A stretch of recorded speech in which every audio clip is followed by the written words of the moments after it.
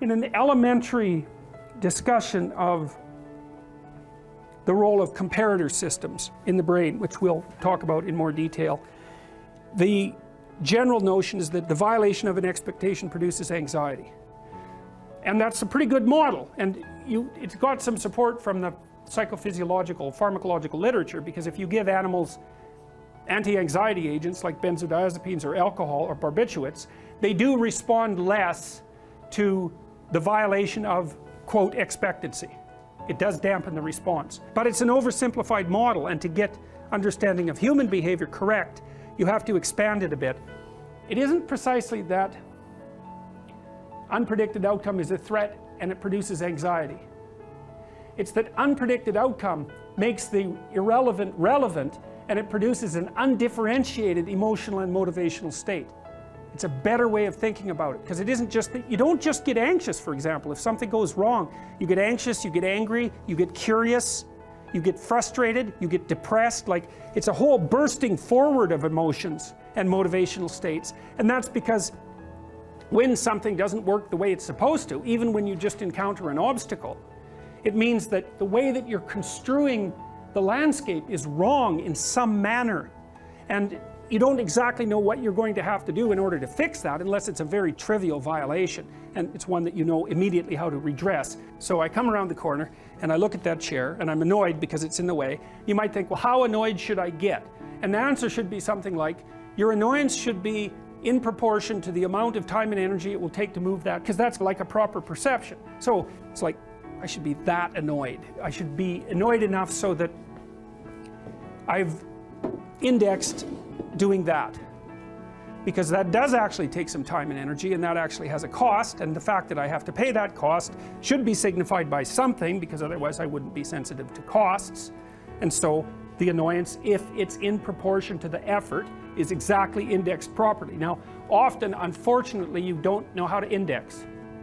So you have an old car, you're driving to work, someone bumps you from behind, and then your car doesn't work. So how annoyed should you get?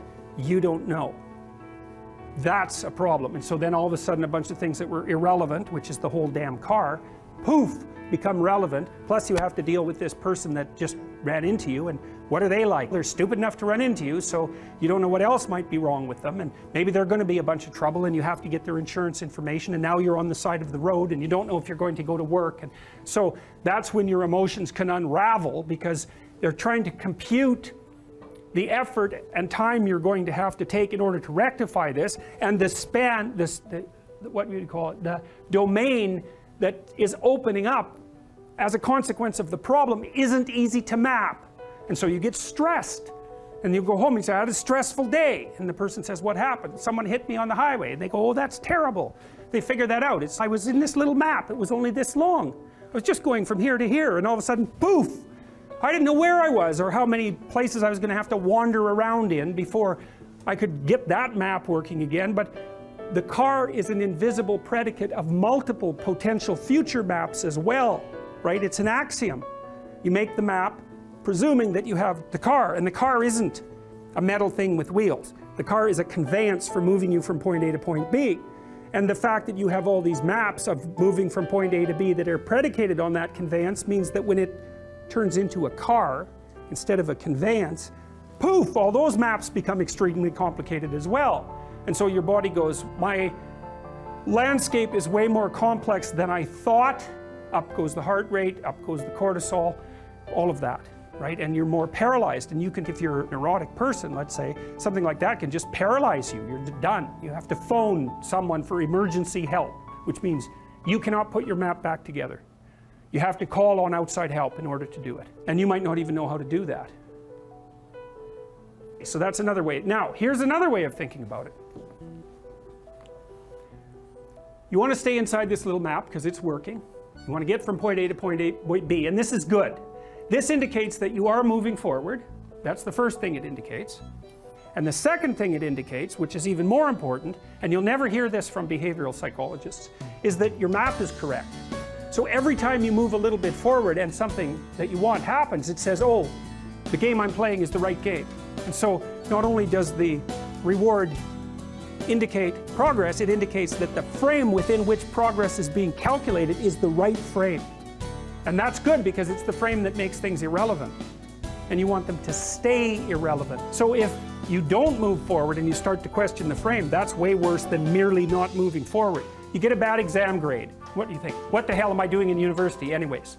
So that's not the first place you should go with that piece of information. And you think, why? Why is that worse? As far as I can tell, your map of you as a university student is a comprehensive representation. It tells you what you should do every day. It tells you where you're going in the future. And if something emerges as an anomaly, you get worse grade than you expected. And you blow that whole map, it's okay, what have you been doing for the last 4 years? What kind of high school student were you? How clueless are you about how you're arranging your future? What's your identity going to be if you're not going to be a student? Where are you going to end up in 5 years? So it's like that little grade, that bad grade is like a portal, and that's exactly how you respond to it, especially if you open the door too much. Maybe this means that I shouldn't be in university. One of the rules is you want to constrain the anomalous event to the minimal necessary domain. It's really important. You want to do that when you're arguing with your partner, which you'll do all the time. We have an argument. I should never have married you. No, that's not the first response. That's a bad response. Or here's a really good one. You've always done that sort of thing, and you always will. It's all good, great. It's like the only answer to that is to hit someone, because you're done, right? You're like that, you've always been like that. There isn't a chance that you can be repaired, and none of it is acceptable. It's like the person's going to fight with you right away, because what else are they going to do? So what you want to do is you want to minimize it. It isn't rationalization. You want to say, okay, this person did something that disrupted our joint map. Okay, what's the smallest possible thing they could do to put it back together? And you have to know. We need to make a plan so you don't do it again. Or we need to have a discussion so that you know that it wasn't a good thing to do. But I'm not going to go after your whole character. I'm going to say, when I come home and you're watching TV, just come to the door and say hello. Not, don't you love me? Or something like that. It's no, you just have to walk to the door and give me a hug or something. And then that's good enough. And so then the other person might be able to tolerate that much corrective information, maybe, if you're nice about it, and you also understand that they're probably going to have something equally horrible to say about you in the next 15 minutes, because you're going to do something stupid. So you don't want to open the door so that every possible snake comes crawling through, because that's a pathway to depression. And you actually see that happening in depressed people, is that every small event produces a cascade through their entire value system, and they end up saying, that's just another reason that I should jump off a bridge. And they really see it that way. It's really awful, because they've got no defenses. It's, I didn't do so well in this course, it's, I'm going to get a bad mark in the exam, I'm going to get a bad mark in the course, that's going to screw up my ability to finish my degree, I'm never going to get into the field of my choice. It's just another piece of indication that I'm useless and that life isn't worthwhile. Bang, I'm going to jump off a bridge. And if you're really depressed, it's like each of those things hits you with the certainty of truth. It's really not good. And so you want to be careful. You want to be careful about walking down that pathway when you make a mistake. You think, okay, what's the narrowest framework of interpretation within which I can understand this that will require minimal behavioral change to decrease the probability that it will happen again? It's mental hygiene.